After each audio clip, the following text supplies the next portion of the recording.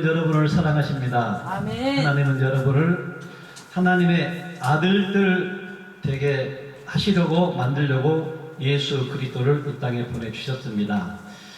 주님은 사역을 마치는 시점에서 제자들을 향해서 지금 내가 나를 보내신 이에게로 가는데 라는 말씀을 하셨습니다. 그렇다면 그분은 어디서 오셨고 누가 보냈는지를 먼저 우리는 알아야 됩니다. 성경의 기록을 보면 아버지께서 나를 이 땅에 보내셔서 당신이 말씀하신 그 말씀을 해석해 주려고 보내셨다고 말씀을 하고 있습니다. 계시의 영으로 예수님을 보내주셔서 봉안책을 다 열어주셨고 이제 마지막 주님이 가는 시점에서 이렇게 말씀을 했습니다. 주님은 우리들을 향해서 생명되는 복음의 말씀을 여러 가지로 설명을 해 주셨고 또한 여러 가지로 말씀을 해 주셨습니다. 그렇다면 오늘 주님이 아버지로 가신다. 그런데 묻는 자가 없다. 주님은 말씀의 사역을 마치는 시점에서 어떤 말씀을 하셨죠? 요한복음 13장 12절은 이렇게 말합니다. 그들의 발을 씻으신 후에 옷을 입으시고 다시 앉아 그들에게 이르시되 내가 너희에게 행한 것을 아느냐? 주님은 믿느냐를 먼저 묻지 않으시고 내가 사역했던 모든 것들, 다시 말하면 내가 아버지로부터 받아서 주시는 말씀들을 너희가 알고 있느냐고 물으셨습니다. 제자들을 향해서도 물으셨고 많은 따르는 무리들을 통해서 그 말씀이 전해졌습니다. 그리고 나서 또한 주님이 이런 말씀을 합니다. 요한복음 8장 21절에는 다시 이르시되 내가 가리니, 오늘 본문 말씀에도 내가 아버지로 가는데 나를 보내신 에게로 가는데 21절에도 내가 이르시되 내가 가리니 너희가 나를 찾다가 너희 죄 가운데서 죽겠고 내가 가는 곳에는 너희가 오지 못하리라. 아버지로 가는데 나를 찾으면, 다시 말하면 하나님의 아들은 하나님이셨습니다. 예수 그리스도는 이 땅에 하나님은 엘로힘의 하나님, 여호와 하나님, 여호와 하나님이 나옵니다. 그렇다면 우리가 그 예수님이 이 땅에 오신 목적은 언약의 중보자로서, 새 언약의 중보자로서 오셔서 구원받을 수 있는 모든 조건의 말들을 다 가르치시고 가시는 시점입니다. 내가 이제 아버지로 가는데 묻는 자가 없고 아버지로 가버렸는데 예수님을 찾으면 어디 가운데 죽겠다고요? 죄 가운데서 죽는다. 우리 인생은, 우리 인간들은 죄의 문제를 해결하기 위해서 하나님을 아버지로 또는 하나님의 아들 예수님을 구세주로 모시고 살아가는데 그 예수님이 오셔서 3년 반의 공생애 동안 하셨던 말씀의 내용들을 이제 아버지가 주신 말씀을 나는 다 전했다. 그리고 나는 아버지로 갔다가 그가 약속했던 또 다른 보혜사 성령으로 오겠다는 약속을 하셨습니다. 근데 아버지로 가버리고 난 이후에 예수님을 찾으면 어디 가운데 죽는다고요? 죄 가운데 죽는다. 2000년 전에 오셨던 예수님이 지금 이 땅에 계십니까? 계시지 않습니다. 그렇다면 우리가 지금 이 시대에 예수님이 하셨던 말씀이 어떻게 역사가 나타나고 있는가? 그 역사는 오직 예수님이 하셨던 말씀을 믿고 순종하고 장차 오실 그리스도를 소망으로 삼고 믿음 생활을 하는 자에게 성령이 임하셨다가 그 성령을 통해 예수님이 하셨던 말씀이 내게 들었고 들었던 말씀이 내게 새겨졌다면 성령은 말씀이 되어진 존재들이라고 말합니다. 말씀이 되어진 존재들이 성령이 오셨을 때 내가 했던 모든 말을 가르치고 생각나게 하는 분이 성령이십니다. 그런데 수많은 사람들이 예수님을 지금도 찾고 있습니다. 그렇다면 그 예수를 지금 이 시대에 찾고 있다면 그 사람들은 어디 가운데서 죽는다? 죄 가운데서 죽는다. 죄 가운데 죽으면, 죄 가운데 죽으면 구원이 있을까요? 없을까요? 구원이 없습니다. 우리 인간은 죄의 문제가 처리되지 않으면 영원한 생명을 소유할 수도 없고 영원한 생명 안에, 구원 안에, 그리스도 안에 들어갈 수도 없습니다. 그렇다면 우리가 이 땅에서 지금 이 성령 시대, 은혜 시대에 반드시 믿는 기독교인들이, 그리스도인들이 하나님이 명하신, 나 여호와는 말하고 이루는 하나님이신데 그 여호와 하나님이 예수로서 사역을 마치고 가버리면서 나를 찾지 말아라. 신신당부를 했는데 예수를 찾으면 죄 가운데서 죽는다, 이런 말씀을 하고 22절에 보니까 유대인들이 이르되 그가 말하기를 내가 가는 곳에는 너희가 오지 못하리라 하니 그가 자결하려는가.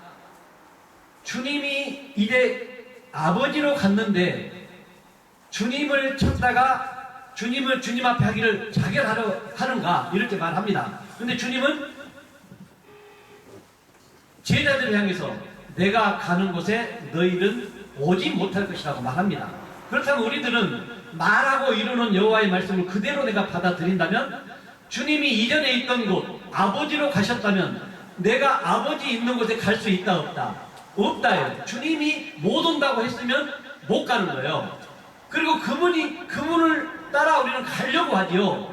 수많은 사람들이 구름 타고 올라가신 예수님, 구름 타고 오시는데 구름 타고 올라가신 그 하늘로 우리가 하늘나라를 가려고 합니다. 그런데 하나님의 계획은 그 하늘나라에 하늘을 만든 것이 아니라 땅에 있는 존재들의 땅을 하늘 만들고자 하는 계획이 있으셨다는 거죠. 23절에 보니까 예수께서 이르시되 너희는 아래에서 났고 나는 위에서 났으며 너희는 이 세상에 속하였고 나는 이 세상에 속하지 아니하였느니라. 하나님의 아들 예수님이 태어난 과정을 위에서 난 사람이 있고 아래에서 난 사람이 있다고 말합니다. 그러면 지구상에 사는 모든 사람들은 어디에서 났을까요? 모두가 다 아래에서 났습니다. 하나님의 아들만 어디에서 났어요? 위에서 났다라고 말합니다. 그런데 그 하나님의 아들이 위에서 나셨는데 이제 거듭남의 비밀이 아래에서 난 자를 위로 나게 하는 것이 아버지의 뜻입니다. 하늘에서 이루어진 것이 땅에서도 이루어지는 것이, 이제 하나님 위에 계셨는데 아버지가 아들로 이 땅에 오신 것이 땅에서 하나님의 나라를 이루겠다고 하는 소망이 계셨습니다. 그리고 나서 24절에 보니까 그러므로 내가 너희에게 말하기를 너희가 너희 죄 가운데서 죽으리라 하였노라. 너희가 만일 내가 그인 줄 믿지 않으면 너희 죄 가운데서 죽으리라. 그렇다면 성경을 통해서 예수가 그라는 사실을 알지 못하고 믿음 생활하면 죄 가운데 죽을 수밖에 없다. 여러분들은 예수가 그라고 알고 계십니까? 그 예수를 그로 알고 계십니까? 이걸 알려면 어떻게 알아야 될까요? 우리가 성경을 찾아보면서 한번 확인을 해볼까요? 구약 성경 이사야 41장 4절에는 이렇게 말씀을 하고 있습니다. 그가 누구라는 사실을 분명하게 말씀을 해주고 있습니다. 이 일을 누가 행하였느냐? 누가 이루었느냐? 누가 처음부터 만대를 불러내었느냐? 나 여호와라. 처음에도 나요, 나중에 있을 자에게도 내가 곧 그니라. 창세기에는 세 하나님이 나옵니다. 엘로힘의 하나님, 요 하나님, 여호와. 그런데 엘로힘은 하나의 말을 7번만 했습니다. 그런데 7번 말한 내용이 없습니다. 내용이 이제 열의 계명이 하나의 계명을 열로 풀어줍니다. 그리고 우리가 그 계명 안의 뜻을 바로 깨달아 알아야 되는데, 그 하나의 말을 7으로 말하고 7의 말을 예수님이 오셔서 그 창세기에 말씀을 합니다. 그래가지고 그 이후에 이제 여호와가 오셔서 하실 일을 5장부터 11장까지를 창세기를 통해서 말씀을 했습니다. 그것이 이제 예수님이 오셔서 그 말씀들을 산상수훈으로 해석해 줍니다. 그래서 산상수훈 5장, 6장, 7장을 이제 그 기록된 말씀을 풀어가지고 진리로 바꿔줍니다. 그 진리로 바꿔준 내용이 이제 영적으로 요한복음으로 와서 생명으로 풀이를 합니다. 그래서 산상수훈 공관복음을 잘 알고 요한복음을 읽었을 때, 아, 요한복음의 실존이 예수님이시고 나이구나, 내가 그 예수님과 똑같은 실존이 되었구나 라고 아멘이 되어지고 내 안에 그대로 이루어지면 그게 이제 아들이 됩니다. 성경에서는 아들만이 유업을 이을 자입니다. 아들만이 구원자입니다. 아들이 아니면 하나님의 어떠한 것도 누리지 못합니다. 저와 여러분은 이미 아들 자리에 오신 줄 믿습니다. 또한 이 방송을 듣고 있는 모든 사람들이 이 복음에 아직 이르지 못했다면 이 말씀을 기록하면서 그러한가 그러하지 아니한가를 분명히 따져봐야 할 것입니다. 이 성경이 누구에 관한 기록이죠? 하나님에 관한 기록이다. 그럼 하나님은 우리가 그냥 막연한 하나님으로 알 것이 아니라 성경에 기록된 하나님은 어떤 하나님인가를 찾아서 읽고 듣고 보고, 이 말씀을 통해 하나님 어떻게 일하시는가를 파악할 수 있는 존재가 되었을 때 그분이 의도하신 목적과 뜻을 하나님이 의도하신 목적과 방법대로 우리가 알 수 있다는 것을 깨달을 수 있기를 바랍니다. 하나님은 보이는 것과 보이지 않는 것을 창조하셨습니다. 보이지 않는 하나님이 하나님 자신을 뭐라고 말씀했느냐면 요한복음 1장 1절에 하나님은 말씀이시다. 4장 24절에 하나님은 영이시다. 요한일서 1장 5절에 나는 빛이다. 요한일서 4장 8절에 나는 사랑이다. 그러면 말씀이시고 영이시고 빛이시고 사랑이신 분이 이 땅에 오셔서 보이지 않는 하나님이 말씀 육신이 되어, 근데 요한복음 1장 14절이 그 말씀이신 분이 예수님으로 오셨고 그 말씀이신 분이 우리를 성전 삼고 우리 안에도 오셨다는 사실을 알아야 됩니다. 이 사실이 되어지면 그 2000년 전에 오셨던 예수와 내가 조금도 다를 바 없다는 것을 깨달았을 때 구원에 이르는 과정을 밟게 됩니다. 다시 이제 보니까 이사야 21장 41장 10절에 보니까 두려워하지 말라. 내가 너와 함께함이라. 놀라지 말라. 나는 내 하나님이 되리라. 내가 너를 굳세게 하리라. 참으로 너를 도와주리라. 아멘. 참으로 나의 의로운 오른손으로 너를 붙들리라. 아멘. 그리고 왼쪽은 성도들을 말합니다. 오른쪽은 하나님의 능력과 권위를 말합니다. 아멘. 우리 왼쪽에 있던 존재가 오른쪽에 사람이 되어야만 반드시 하나님의 은혜를 받을 수 있습니다. 아멘. 요한복음 8장 24절로 다시 한번 가보겠습니다. 요한복음 8장 24절. 이렇게 기록하고 있습니다. 조금 전에 한번 읽었는데요. 그러므로 내가 너희에게 말하기를 너희가 너희 죄 가운데서 죽으리라 하였노라. 너희가 만일 내가 그인 줄 믿지 않냐면 너희 죄 가운데서 죽으리라. 그러면 예수가 그인 줄 알지 못하면 죽는다고 했는데 그 예수는 누구시죠? 이사야에서 뭐라고 나왔죠? 처음에는 여호와요. 나중에 있을 자도 내가 곧 그니라. 그러면 여호와가 지금 신약성경에 그로 나타납니다. 예수님이 여호와로서 사역을 하고 있다는 것을 알지 못하면 어디 가운데 죽는다?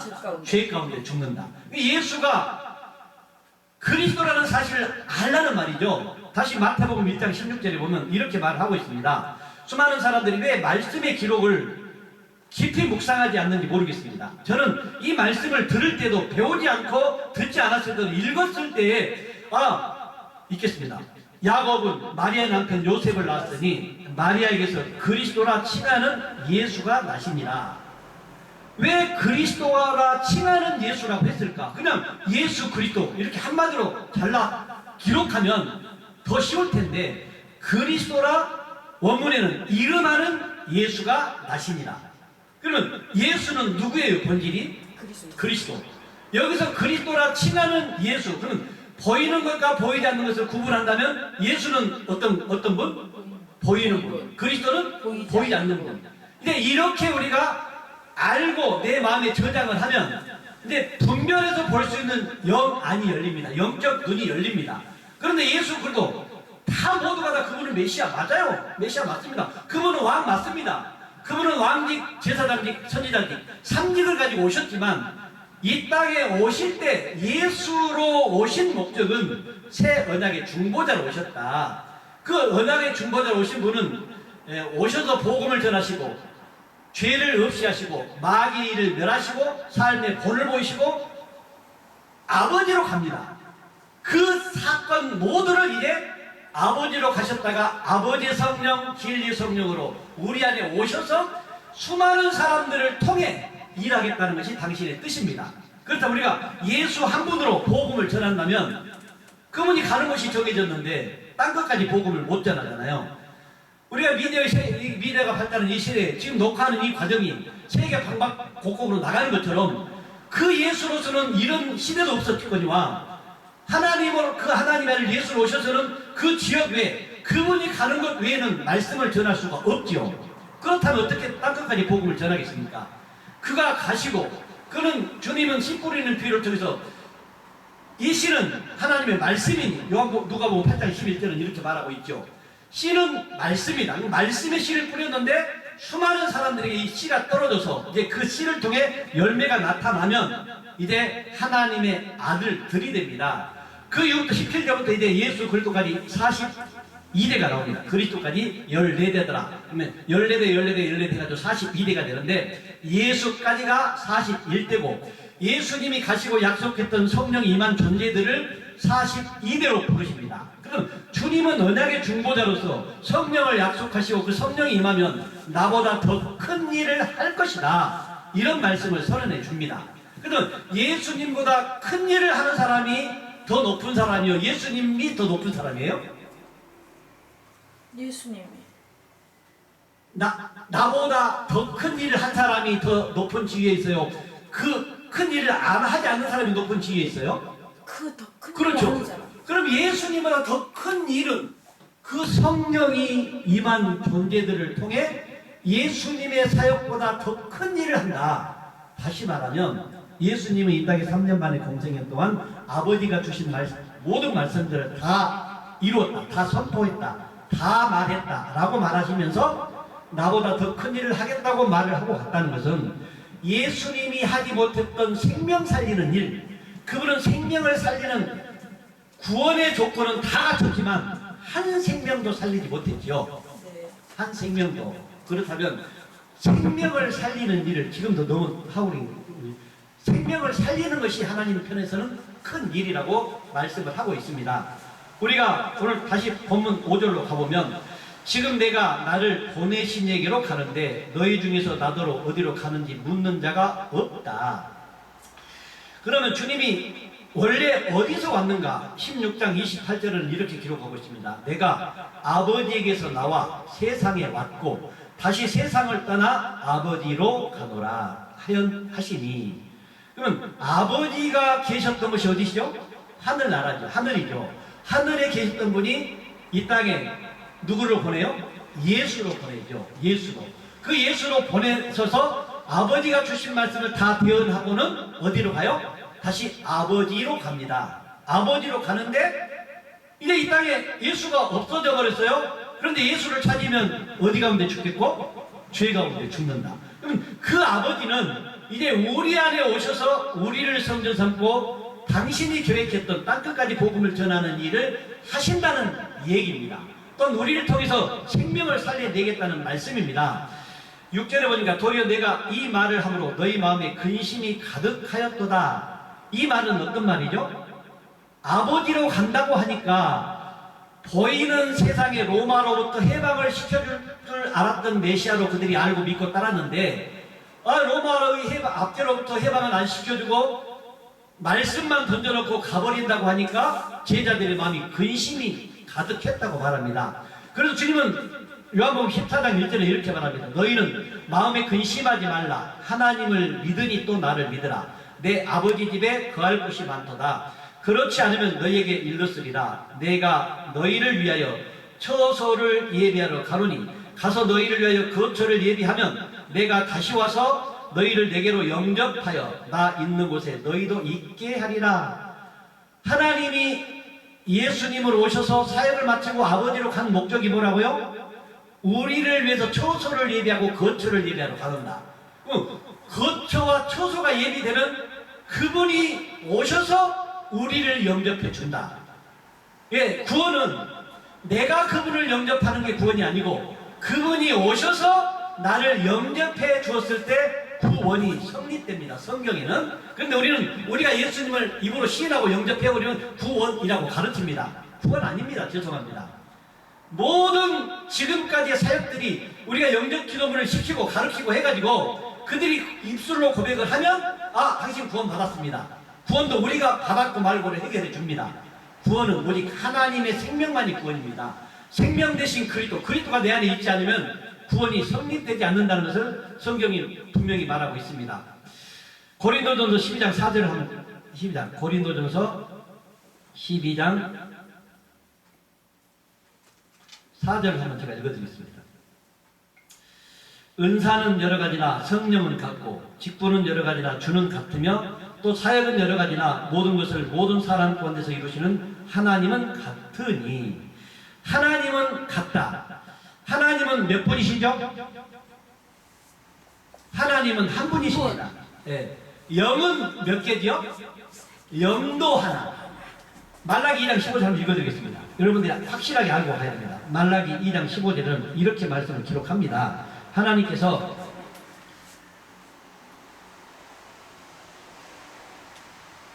시작. 아니 말라기 내가 몇 장이라 했죠? 말라기 2장 15절. 2장 15절 4장 말라기 2장 15절에는 이렇게 말합니다. 그에게는 영이 충만하였으나 오직 하나를 만들지 아니하셨느냐 어찌하여 하나만 만드셨느냐 이는 경건한 자손을 얻고자 하십니다. 그러므로 내 심령을 삼가시켜 어려서 맞이한 아내에게 거짓을 행하지 말지니라. 영은 몇 개다? 하나다. 하나님은 몇 분이다? 한 분이다. 주님이 제자들을 향해서 이렇게 말합니다. 내가 주와 선생이 되어 너희 발을 씻었으니 너희들도 주와 선생이 되어 발을 씻기라고 말합니다. 그렇다면 마태복음 23장 8절에는 이렇게 말하고 있습니다. 마태복음 23장 8절에는 이제 이 부분이 여러분들의 마음에 와 닿고 성령으로 이 말씀이 그대로 믿어졌을 때 이제 여러분이 이 말씀이 깨달아지는 순간 이 말씀이 예수님의 가르침으로 이해가 됐을 때 성령으로 내가 어떤 위치에 있다는 사실까지 알고 그런 직분을 가지고 사역을 하거나 믿거나 전하는 것이 생명입니다. 있습니다. 그러나 너희는 납비라 칭함을 받지 말라. 너희 선생은 하나요. 너희는 다 형제이다. 땅에 있는 자를 아버지라 하지 말라. 너희의 아버지는 한 분이시니 곧 하늘에 계신 이시니라. 또한 지도자로 칭함을 받지 말라. 너희의 지도자는 한 분이시니 곧 그리스도시니라. 너희 중에 하나님도 한 분, 지도자도 한 분, 선생도 한 분.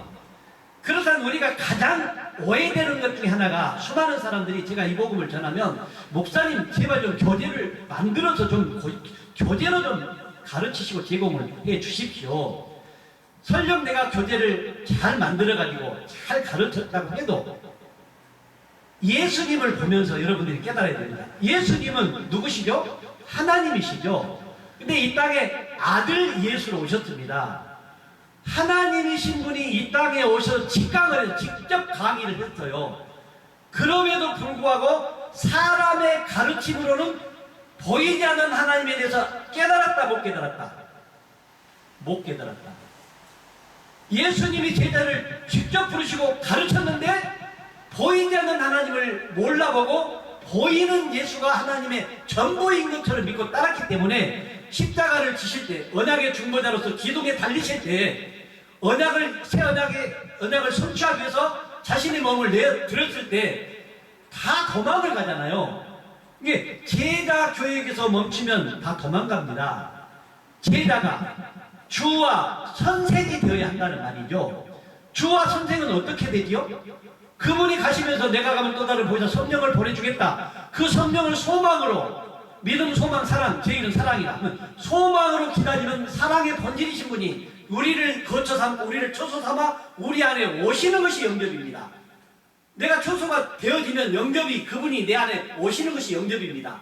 예수가 내 안에 오셨을 때 영접이 되는데 너무나 많은 분들이 나타나고 보여지는 예수에서 머물러 있기 때문에 그 구원에 이르는 생명에 들어가지 못한다고 성경은 말합니다. 11절에 보니까 너희 중에 큰 자는 너희를 섬기는 자가 되어야 하리라.